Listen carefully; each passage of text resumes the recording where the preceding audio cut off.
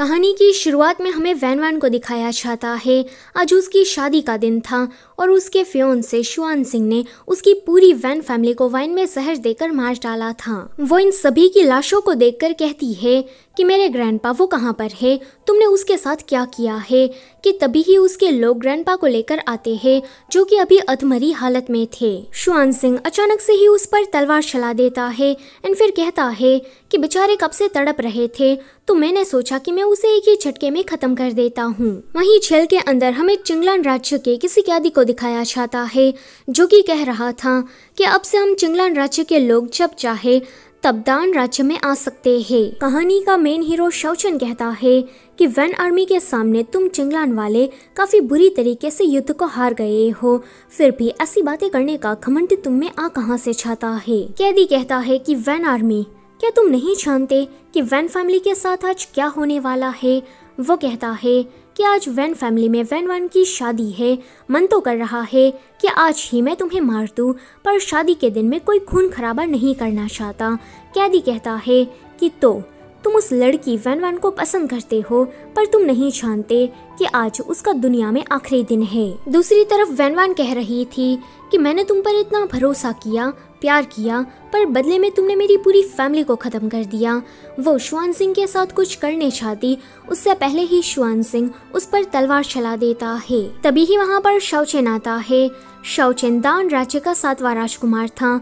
वो शुआन सिंह से कहता है कि क्या ये सब तुमने किया है। शुआन सिंह कहता है कि यह तो राजा का फरमान था। वैन फैमिली सरहद में चिंगलान राज्य के साथ मिल गई और बहुत ही बड़ा क्राइम किया, इसलिए मुझे राजा के फरमान के अकॉर्डिंग उनको सजा देनी पड़ी। शाओचेन जानता था कि जनरल की वैन फैमिली कभी भी राजा को धोखा नहीं दे सकती। शुआन सिंह ने ही कुछ गलत किया होगा। वो अपने आदमियों को ऑर्डर देता है कि शुआन सिंह के बंदों को खत्म कर दो एंड फिर वो खुद शुआन सिंह से लड़ने चला जाता है। शाओचेन को 1 मिनट भी नहीं लगती शुआन सिंह को खत्म करने में। फिर वो वैन वान के पास जाकर उसे गिफ्ट में छेड़ देते हुए कहता है कि मैं तो यहाँ पर तुम्हें शादी की मुबारकबाद देने आया था। तभी ही एक तीर आकर उसे लगता है।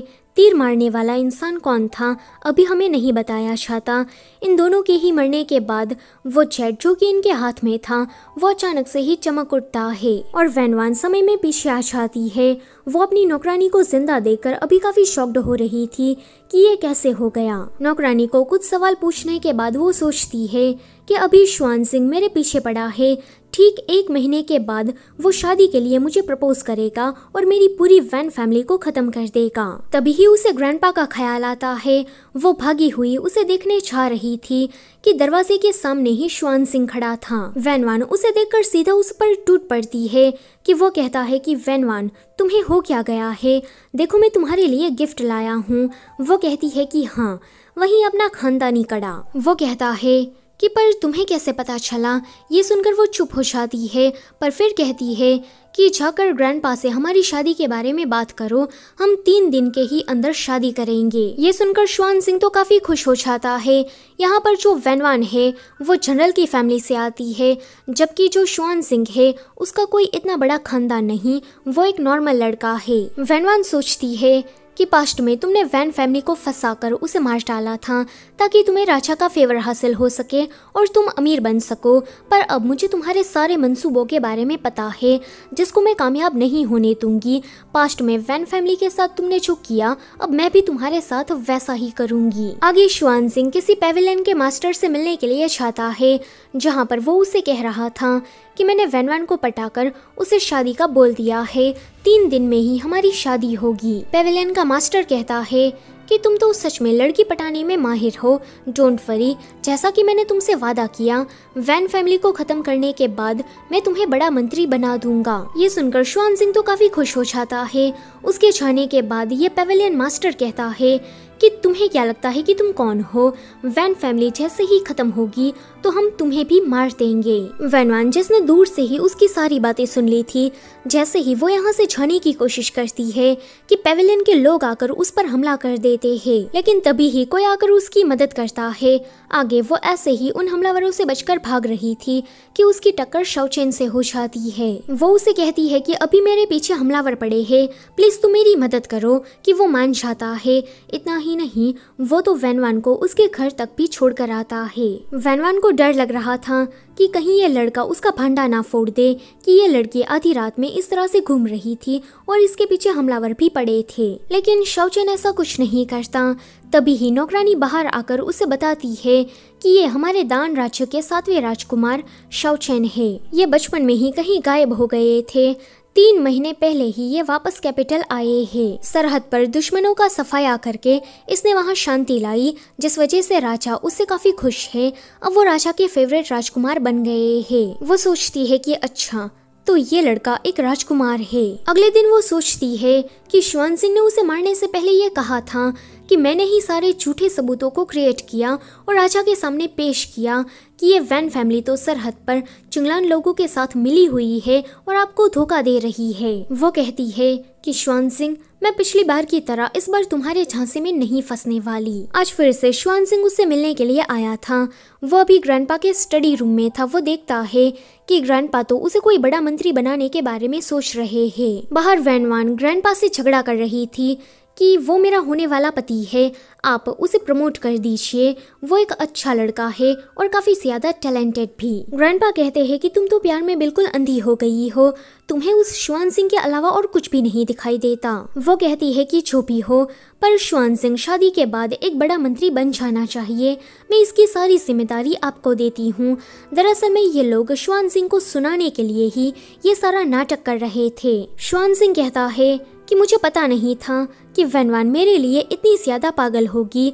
मास्टर तो मुझे कोई मामूली सा मंत्री बना रहा है, पर ये लोग मुझे कोई बड़ा मंत्री बनाएंगे, तो मुझे अब से वैनवान की ही साइड रहना चाहिए। अगले सीन में शाओचेन शुआनसिंग को अरेस्ट करने आया था।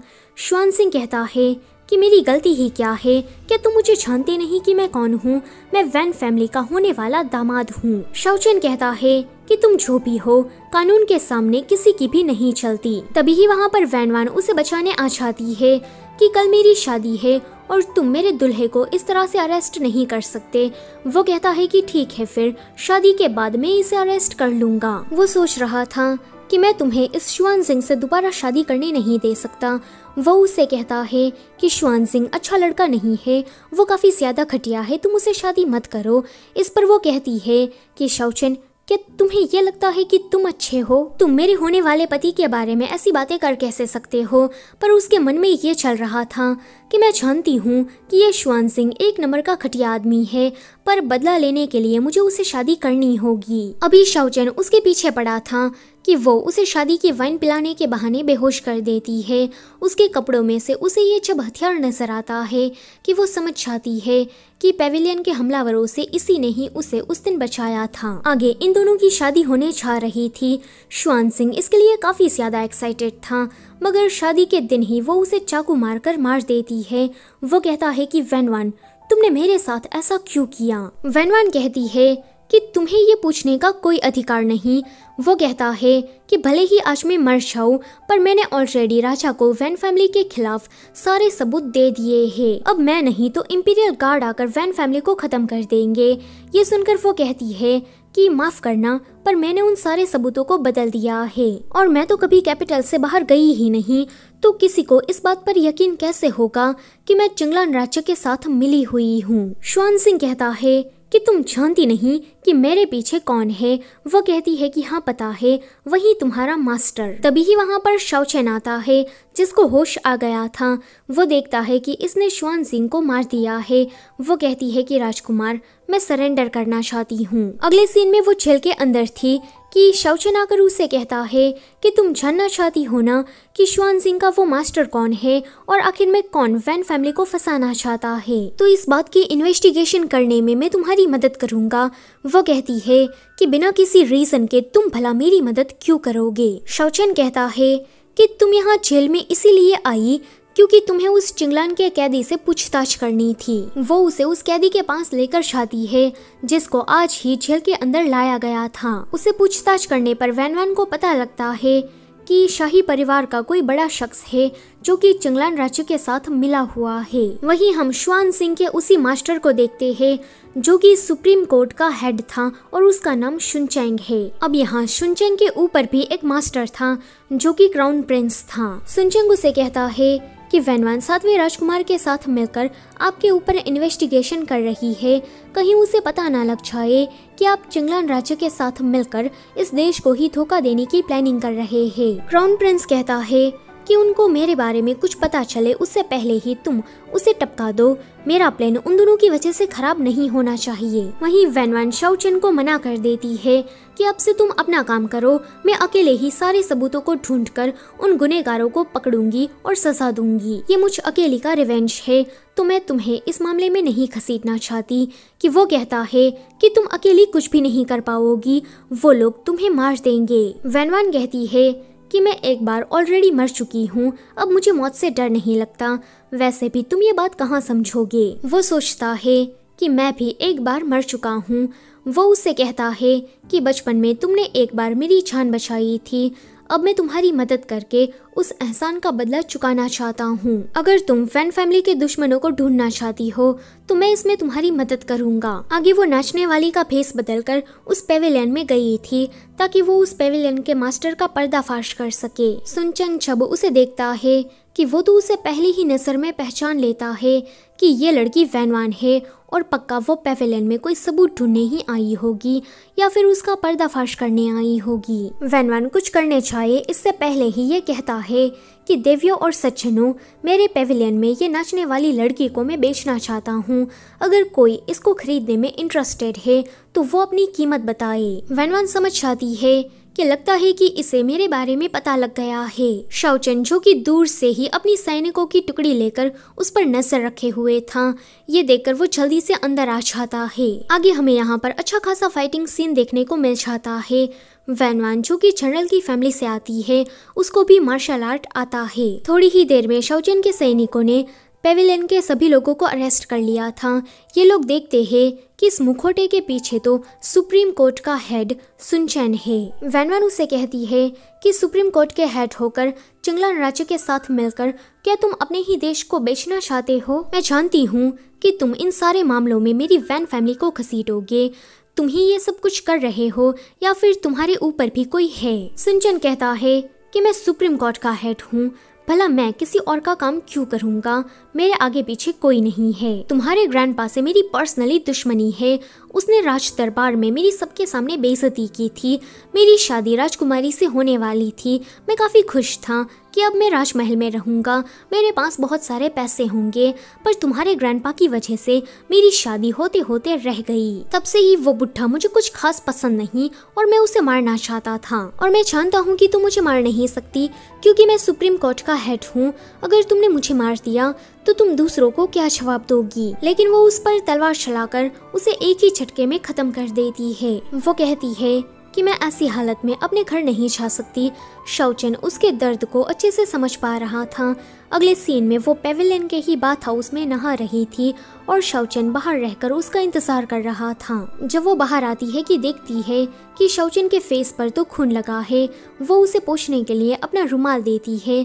शाओचेन उस रुमाल को यूज नहीं करता और दाग को ऐसे ही अपने हाथ से साफ कर लेता है क्योंकि शाओचेन के लिए तो वैनवान का बस एक रुमाल भी काफी ज्यादा प्रेशियस था। जब ये लोग बाहर जा रहे थे कि वो उसकी आंखों पर पट्टी बांध देता है एंड कहता है कि मैं जानता हूँ कि ये नज़ारा देखकर तुम्हें अपनी वैन फैमिली की याद आ गई होगी। वो उसका हाथ पकड़कर उसे जब बाहर लेकर आता है कि मार्केट में तो फेस्टिवल चल रहा था, ये दोनों अपनी सारी परेशानियों को भूलकर घूमने में लग जाते हैं। शाओचेन तो वैनवान को इतना खुश देखकर खुद भी खुश हो जाता है।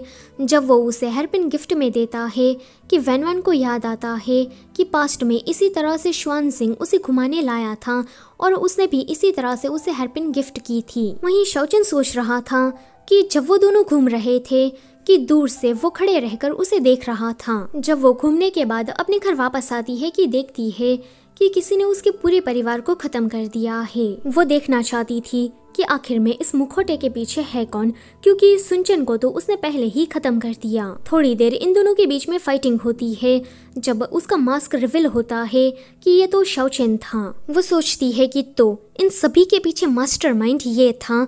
ये मेरी मदद करने के बहाने आया ताकि मेरी पल पल की खबर रख सके। तभी ही एक तीर आकर उसे लग जाता है और शाओचेन एक इविल सी स्माइल करके वहाँ से चला जाता है। वेल ये तो कोई बहरूपिया था, असली शाओचेन तो अभी भी मार्केट में था। वो सोच रहा था कि क्या मुझे इस जेट को देखकर अपनी फीलिंग्स उसे कन्फेस कर देनी चाहिए। वो इन्हीं सारी बातों को सोचकर जैसे ही वैन फैमिली के घर आता है कि ये नज़ारा देखकर वो काफ़ी हैरान हो जाता है कि ये दोबारा कैसे हो गया। वो वैन के पास जाकर उसे कहता है कि माफ़ करना कि मैं दोबारा भी तुम्हें बचा नहीं पाया। वो अपने आप को दोबारा मारकर जल्दी से उस जेट की मदद से टाइम ट्रैवल करता है। वैन की दोबारा उसी समय में आंखें खुलती है। शुआनसिंग अभी उसे मिलने आया था कि ये उसे मारकर कहती है कि शादी वाला ड्रामा क्यों करना, जबकि मैं इसे शुरुआत में ही मार सकती हूँ। अब मुझे पता लग गया है कि शाओचेन ही मेरा दुश्मन है, पर अभी वो सोच रही थी कि उसने मेरे साथ ऐसा क्यों किया होगा। जब वो ग्रैंडपा से मिलने जाती है कि शाओचेन ग्रैंडपा से मिलने के लिए आया था, वैन उसे देखकर काफ़ी गुस्सा हो जाती है कि मेरी फैमिली के साथ इतना गलत करने के बाद ये यहाँ पर आ कैसे सकता है। वो उसे कहती है कि मैं तुम्हें देखना नहीं चाहती, तुम यहाँ से निकल जाओ और आगे से मेरे किसी फैमिली मेंबर के साथ भी मत भटकना। शाओचेन समझ नहीं पाता कि अब इसे अचानक से क्या हो गया, ये मेरी तरफ इस तरह का बर्ताव क्यों कर रही है। अभी वैन शाओचेन के ही बारे में सोच रही थी कि पहले ये चुपचाप शांति से मेरी मदद कर रहा था, पर बाद में इसी ने ही मेरी पूरी फैमिली को खत्म कर दिया। आखिर में इसने ऐसा क्यों किया होगा। पर तभी ही उसे याद आता है कि पेवेलियन में शाओचेन ने उसे कहा था कि मैं भी एक बार मर चुका हूँ। वो समझ जाती है कि उसकी तरह शाओचेन ने भी टाइम ट्रैवल किया है। अभी वो शाओचेन के ही बारे में सोचकर काफी परेशान हो रही थी। वहीं शाओचेन अभी सुनचेन के पीछे गया था कि ये बंदा आखिर में किसके लिए काम करता है, इसका मास्टरमाइंड आखिर में है कौन। सुनचेन का पीछा करने पर उसे पता लगता है कि उसका जो पर्सनल बॉडीगार्ड है वो क्राउन प्रिंस के साथ मिला हुआ है और क्राउन प्रिंस ही इन सभी के पीछे है। सुनचेंग अभी उसे बता रहा था कि वैन फैमिली को फंसाने का जरिया शुआनसिंग था, पर अब वहीं जिंदा नहीं रहा। क्राउन प्रिंस अभी अपनी लवर के साथ मिलकर अनाथ बच्चों को खाना दे रहा था कि वो गुस्सा हो जाता है कि क्या तुम्हें दिखता नहीं कि अभी मैं बिजी हूँ। और जहाँ तक उस शुआनसिंग की बात है तो उसे छोड़ो, हम उसके बिना भी अपने प्लान को अंजाम दे सकते हैं। शाओचेन जो कि दूर से ही उन लोगों की बातें सुन रहा था, उसे पता लगता है कि उसका पर्सनल बॉडीगार्ड ही उसका भेस बदलकर वैन फैमिली को खत्म करने गया था। अब उसे समझ में आ जाता है कि वैन का बर्ताव उसकी तरफ अच्छा क्यों नहीं था। वो कहता है कि मुझे जल्दी ही उसकी गलतफहमी को दूर करना होगा, वरना वो मेरे बारे में चिंता करती रहेगी। आगे उसका पर्सनल बॉडीगार्ड वापस आ गया था। वो उसे ऐसा कोई सवाल नहीं पूछता कि तुम क्राउन प्रिंस के साथ मिलकर मुझे क्यों धोखा दे रहे हो। अभी उसका मेन फोकस बस यही था कि मुझे वैन का भरोसा जीतना है, उसकी गलतफहमी को दूर करना है। अगले सीन में वो ग्रैंडपा के पास जाकर अपनी शादी की बात करता है कि मैं वैन से शादी करना चाहता हूँ। जब वैन वहाँ पर आती है कि वो उसे गिफ्ट में ये जेट देता है, इसको हाथ में पकड़ने के बाद वैन को वो सारी पुरानी मेमोरीज याद आ जाती है कि किस तरह से शाओचेन ने खुद की 2 बार जान देकर इस जेट की मदद से उसे बचाया, टाइम ट्रैवल किया। अब वो समझ गई थी कि शाओचेन मास्टरमाइंड नहीं है, ये तो बस उसकी मदद कर रहा था। और अभी ये बेचारा भागा भागा इसीलिए आया है और शादी की बात इसीलिए कर रहा है क्योंकि वो उसका भरोसा जीतना चाहता है। वो उसे कहती है कि तुमने मुझे गिफ्ट दिया पर मेरे पास तो तुम्हें देने को कुछ नहीं है। वो कहता है कि तुम अपना रुमाल मुझे दे सकती हो। वो अपना ये रुमाल उसे देते हुए शादी के लिए मान जाती है। जब क्राउन प्रिंस को उन दोनों की शादी के बारे में पता लगता है कि वो कहता है कि अगर शाओचेन ने जनरल की फैमिली में शादी कर ली तो सारी मिलिट्री की पावर उसे मिल जाएगी। अगर वो मुझसे ज्यादा पावरफुल हो गया तो मेरी क्राउन प्रिंस की पोजीशन मुझसे छीन सकती है। आगे इन दोनों की शादी होने जा रही थी, जहाँ पर क्राउन प्रिंस भी इनको कांग्रेचुलेशन कहने आता है। शादी खत्म हो जाने के बाद वो बॉडीगार्ड को अकेले में कह रहा था कि क्या तुम भूल गए हो कि तुम्हारी बहन अभी भी मेरे कब्जे में है। अगर तुम अपनी बहन को हर्ट नहीं करना चाहते तो मेरा दिया हुआ ये आखिरी काम कर दो। पर्सनल बॉडीगार्ड कहता है कि शाओचेन को हर्ट करने के अलावा आप मुझे जो भी काम करने को कहेंगे वो मैं कर दूंगा। क्राउन प्रिंस कहता है कि मैं शौचन को हर्ट करने के बारे में नहीं बोल रहा। तुम वैनवान को खत्म करके उसका सारा इल्जाम शौचन पर लगा दो। वो जेल में रहकर भी जिंदा रह सकता है, वहाँ पर उसे कोई हर्ट भी नहीं करेगा, इसकी गारंटी मैं तुम्हें देता हूँ। बॉडीगार्ड अपनी बहन के खातिर ये काम करने के लिए मान गया था। जैसे ही वो वैनवान को मारने आता कि शौचन पीछे से आकर उसे बेहोश कर देता है। वो कहता है कि ये बिल्कुल मेरे दोस्त जैसा है, इसने पक्का किसी रीजन की वजह से ऐसा किया होगा। वो बॉडीगार्ड के गले के पीछे ये निशान देखकर सोचती है कि पिछली बार वैन फैमिली को जिसने खत्म किया था वो ये था। आगे वो जेल में उससे मिलने के लिए गई थी। वो उसे पूछ रही थी कि बताओ तुमने अपने ही मास्टर को क्यों धोखा दे दिया, तुम दोनों तो बचपन से साथ हो, एक दूसरे के दोस्त जैसे। बॉडीगार्ड ये चीज बता नहीं पाता कि क्राउन प्रिंस के कब्जे में मेरी बहन है और उसे ही बचाने के चक्कर में मैंने ये सब कुछ किया है। वो कहता है कि आप चाहे तो मुझे मौत की सजा सुना सकती है। वो कहती है कि मैं ऐसा नहीं करूंगी क्योंकि शौचन तुम्हें अपना अच्छा फ्रेंड मानता है और मैं उसके फ्रेंड को मारकर उसे दुखी नहीं करना चाहती। शौचन जो कि दूर से ही ये सारी बातें सुन रहा था, वो सोचता है कि अच्छा तो वैनवान को मेरी फिक्र है। वो वापस आकर इन दोनों डॉल्स को देख रहा था। वो कहता है कि बचपन में इन दोनों डॉल्स को तुमने ही बनाया था और वो दोनों इन्हीं डॉल्स को लेकर हमेशा खेला करते थे। अभी वो उसे ये गिफ्ट देने जा रहा था कि वो उसके हाथ में डिवोर्स लेटर थमा देती है। वो कहती है कि मैंने तुमसे पहले ही कहा था कि मैं तुम्हें अपने रिवेंज में बीच में नहीं घसीटना चाहती। अब तुम मुझसे आजाद हो, तुम जो चाहे वो कर सकते हो। पर शौचन को तो उसके साथ रहना था। यहाँ पर उस बेचारे का दिल टूट जाता है। रात में वैनवान शौचन के ही बारे में सोच रही थी कि उसे शौचन के साथ ऐसा नहीं करना चाहिए था और इसी बारे में सोचकर उसे नींद नहीं आ रही थी। तभी ही वहाँ पर शौचन आता है। वो उन दोनों डॉल्स को वहां रखकर शांति से वहां से चला जाता है। उसके जाने के बाद जब वो इस बॉक्स को खोलकर देखती है कि उसे अपने बचपन के फ्रेंड की याद आ जाती है। वो कहती है कि अच्छा तो वो छोटे बच्चे तुम थे। तुम जानते हो कि मैंने उस टाइम पर तुम्हें कितना ढूंढने की कोशिश की थी। अगली सुबह शौचन ग्रैंडपा को लेकर वहां आया था। ग्रैंडपा उस पर चिल्ला रहे थे कि तुम इतने अच्छे लड़के को हाथ से क्यों जाने दे रही हो और ये डिवोर्स लेटर इसका क्या मतलब है। वो उस पर काफी चिल्ला रहे थे।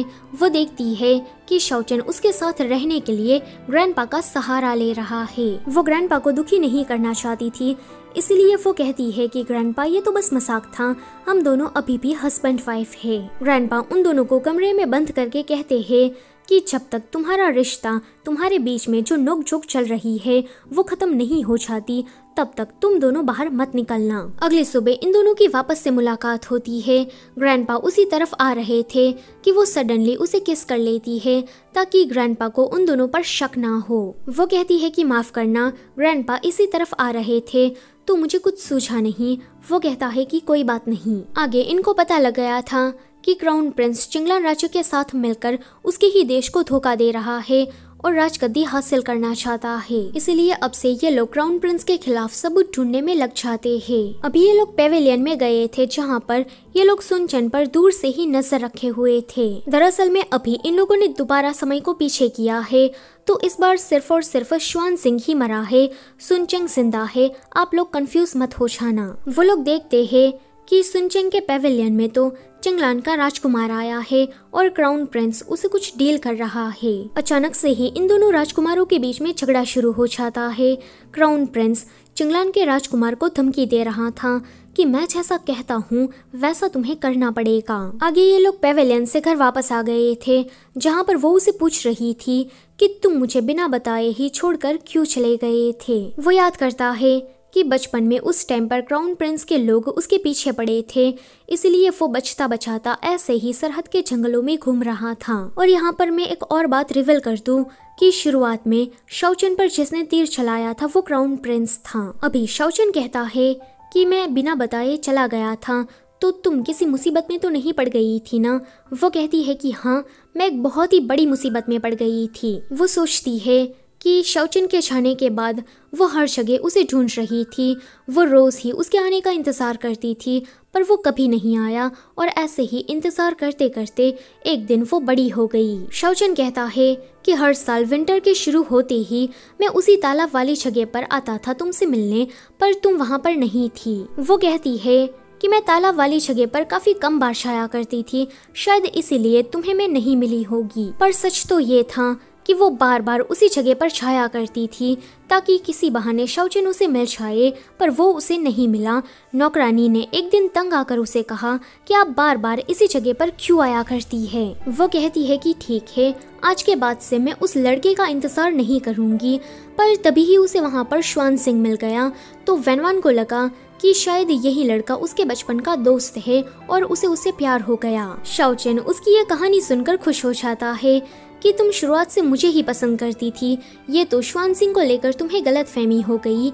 वो कहती है कि कौन तुम्हें पसंद करता है, मतलब कि वो शर्मा कर वहाँ से भाग जाती है। वहीं क्राउन प्रिंस को एक बुरा सपना आता है कि राजा ने उसकी माँ को मार दिया और उसकी क्राउन प्रिंस की पोजीशन भी उसे छीन ली। अब वो कहीं का नहीं रहा। उसकी लवर उसे इस तरह से देखकर उसे शांत करने की कोशिश करने लगती है कि तुम बिल्कुल भी चिंता मत करो, सब कुछ ठीक हो जाएगा। आगे ये लड़की सुन चेंग को खत्म कर देती है क्योंकि उसे लग रहा था कि ये आगे चलकर क्राउन प्रिंस को धोखा दे सकता है, उसका फंडा फोड़ सकता है। शाओचेन और वैनवान को जब इसके बारे में पता लगता है कि ये लोग उसे पकड़ लेते हैं, इनको ये भी पता लग गया था कि ये लड़की क्राउन प्रिंस की कमजोरी है। शाओचेन को लग रहा था कि ये लड़की अपने आप को बचाने के लिए अभी ही क्राउन प्रिंस का नाम लेगी, पर वो तो उसे काफी ज्यादा वफादार थी। वो क्राउन प्रिंस का नाम लेने से ज्यादा अच्छा मरना पसंद करती है। क्राउन प्रिंस से उसकी मौत बर्दाश्त नहीं होती और वो इन दोनों पर हमला कर देता है। अभी वैनवान उससे लड़ रही थी, क्राउन प्रिंस जैसे ही उसे मारने चाहता कि बीच में शाओचेन आकर उसे बचा लेता है। शाओचेन ने क्राउन प्रिंस पर हमला कर दिया था। वो मरने से पहले एक बार अपनी लवर की तरफ देखता है। वहीं शाओचेन भी काफी जख्मी हो गया था और यहाँ पर उसकी भी मौत हो जाती है। वैनवान कहती है कि पिछले 2 बार से तुमने मेरे लिए अपनी जान दी, तो इस बार मेरी बारी है। वो खुद को मारकर उस जेट की मदद से फिर से टाइम को रिवर्स करती है। उठने के तुरंत बाद वो सीधा शाओचेन को देखने जा रही थी। शाओचेन भी भागा हुआ उसी की ही तरफ आ रहा था और मार्केट के बीचों बीच में ये दोनों एक दूसरे से मिल जाते हैं। ये इनका तीसरी बार था कि इन लोगों ने टाइम को रिवर्स किया। इस बार इनको काफी कुछ पता लग गया था।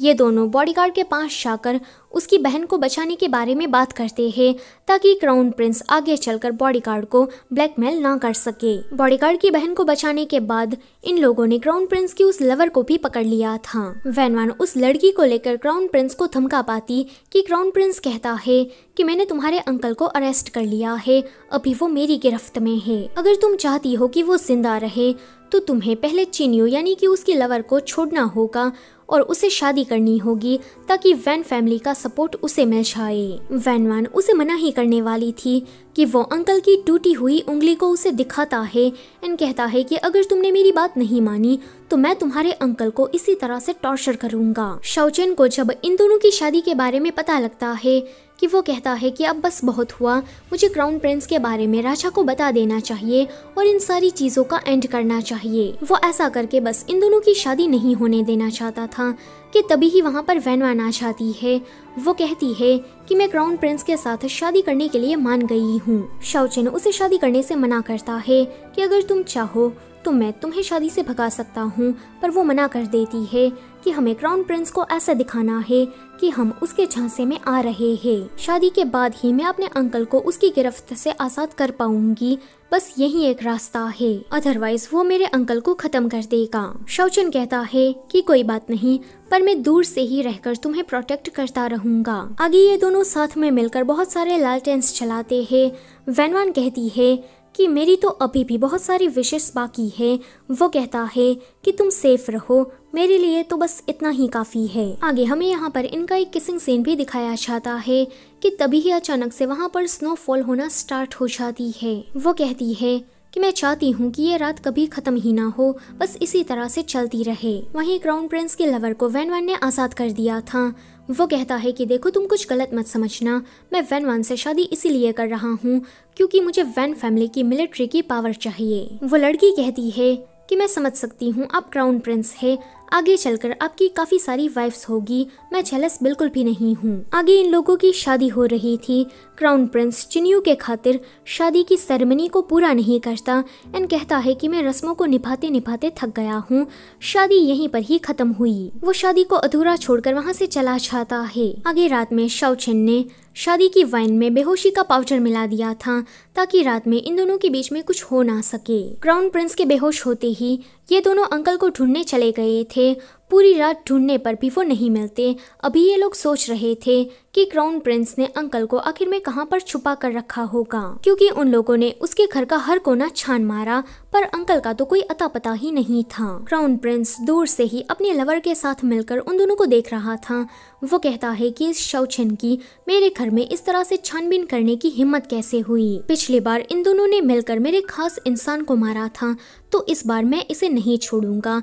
ये बात सुनकर हमें पता लगता है कि इस तीसरी बार के टाइम ट्रैवल में क्राउन प्रिंस को भी पुरानी सारी बातें याद है। अब चिन्यू को बचाने के लिए वो उससे दूर हो जाता है कि अगर ये मेरे साथ रही तो फिर से किसी मुसीबत में पड़ जाएगी। पर वो सोच रही थी कि क्राउन प्रिंस ने आखिर में मुझे क्यों छोड़ दिया होगा। वैन अभी क्राउन प्रिंस पर ही नजर रख रही थी और वो सोचती है कि इसने अचानक से ही मुझसे शादी करने के बारे में कैसे फैसला कर लिया, जबकि ये तो चिन्यू को काफी पसंद करता है। सारी बातों को रिवाइज करने के बाद उसे समझ में आ जाता है कि इस बार क्राउन प्रिंस ने भी टाइम ट्रैवल किया है। वो जल्दी से शाओचेन को ये बात बताने चाहती कि शाओचेन उसे कहता है कि तुम्हारे अंकल उसकी पहले ही मौत हो गई है। क्राउन प्रिंस ने अंकल को लेकर तुमसे झूठ बोला ताकि तुम उसे शादी कर लो। ये सुनकर उसे बहुत ही बड़ा झटका लगता है कि शाओचेन कहता है कि अंकल को क्राउन प्रिंस की सच्चाई के बारे में पता लग गया था कि ये चिंगलान वालों के साथ मिला हुआ है, इसीलिए क्राउन प्रिंस ने उसे खत्म किया ताकि उसका ये राज हमेशा ही राज बनकर रह जाए। अगले दिन क्राउन प्रिंस चिन्यू को देखने चाहता है जो कि अनाथ बच्चों को खाना बांट रही थी। वो उससे मिलता नहीं, बस दूर से ही उसे देखता रहता है। तभी ही एक छोटी बच्ची आकर उसे खाना ऑफर करती है कि वो कहता है कि मैं तो बस चाहता हूँ कि मैं एक अच्छा राजा बनूं, क्या मैं ये कर पाऊंगा? इतना कहकर वो वहाँ से चला जाता है। वो छोटी बच्ची चिन्यू को जाकर बताती है कि अभी अभी यहाँ क्राउन प्रिंस आए थे। अगले सीन में शाओचेन ने सुनचेन को अरेस्ट किया था। वो उसे पूछता है कि क्राउन प्रिंस का अगला प्लान क्या है। वो बताता है कि क्राउन प्रिंस तुम्हें झूठे केस में फंसाना चाहता है, राजा को ये कहकर कि तुम चिंगलान राज्य के साथ मिले हुए हो। चिंगलान के राजकुमार को मारकर उसकी हत्या का आरोप भी वो तुम पर लगाना चाहता है। शाओचेन सोचता है कि इसका प्लान तो काफी अच्छा है, ये एक ही तीर से दो निशाने लगाना चाहता है।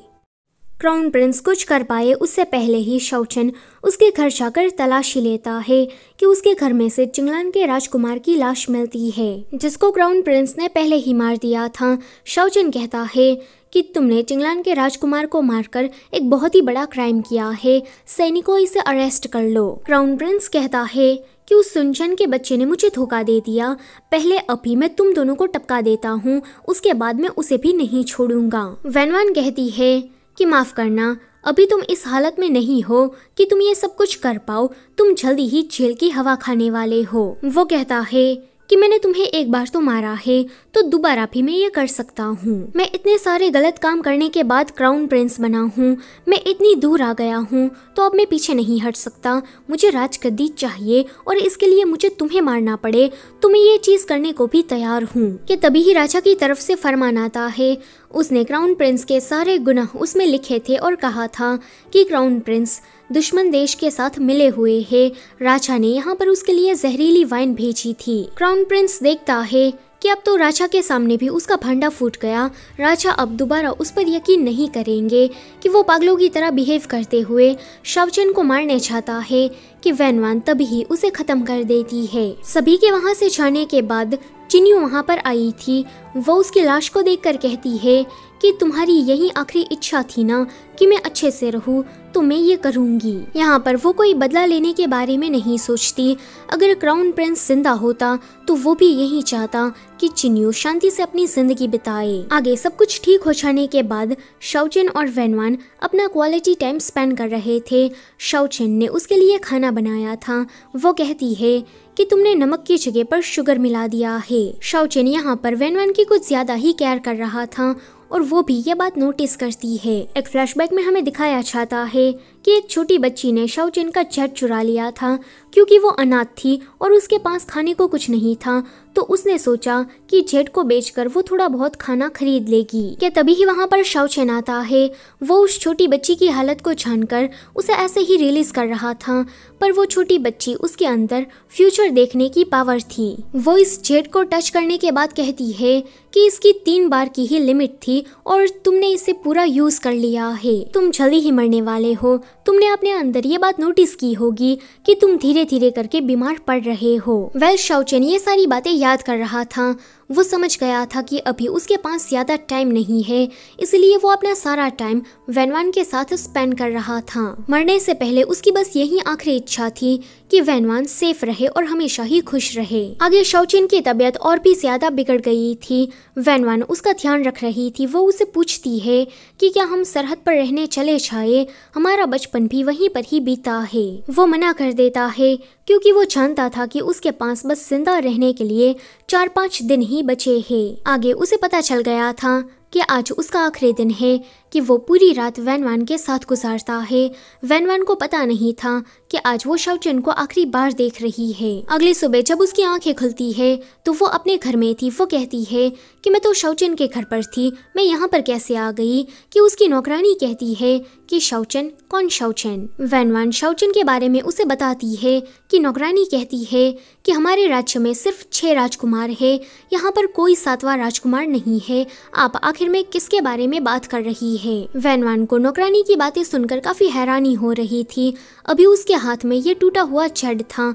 वो जेट को लेकर उस छोटी बच्ची के पास जाती है और उससे कहती है कि प्लीज तुम शाओचेन को वापस लेकर आओ। छोटी बच्ची कहती है कि उसने अपनी किस्मत को खुद चुना है, तुम इसमें कुछ नहीं कर सकती। वैनवान उसे बार बार रिक्वेस्ट कर रही थी कि उसे वापस लाने का कोई तो रास्ता होगा, पर वो मना कर देती है कि वो वापस नहीं आने वाला, तुम उसे भूल जाओ। लेकिन वैनवान ऐसा नहीं करती। वो रोज ही शाओचेन की तस्वीरें बनाया करती थी। नौकरानी कहती है कि मैडम आप इस लड़के से ऑब्सेस्ड होना बंद करिए, ऐसा कोई लड़का एग्जिस्ट नहीं करता, शायद ये आपकी इमेजिनेशन होगी। लेकिन वो उसकी बात नहीं सुनती। शुआनसिंग उसके पीछे पड़ा था, लेकिन वो उसे कोई भाव ही नहीं देती। तीसरी बार जब इन लोगों ने टाइम ट्रैवल किया था तब शुआनसिंग को इन लोगों ने फुल्ली इग्नोर किया था, तो कंफ्यूज मत हो जाना कि ये वापस से जिंदा कैसे हो गया। तीसरी बारी में सिर्फ क्राउन प्रिंस ही मरा था, बाकी के सभी लोग तो जिंदा है। आगे 3 साल ऐसे ही बीत गए थे।